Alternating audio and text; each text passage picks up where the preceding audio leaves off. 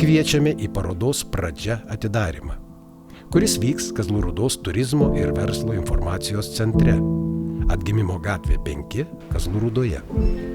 Parodoje atskleidžiamas kalbos svarbumas, jos pažinimas visiems kartu pristatant ir Mangirdo Klusaičio, regos negalią turinčio jaunuolio iš Suvalkijos istoriją. Ekspozicija parengta remiantis Petro Rimšos asmenybė ir kūryba. Išlipdytos keramikinės raidės ir brailio raštas padeda visiems pažinti kalbą ir rašmenis, o tai yra visa ko pradžia. Parodą įgyvendina Kazlų Rūdos Rimvydo Žygaičio menų mokykla. Parodą kuruoja Rugilė Navickaitė.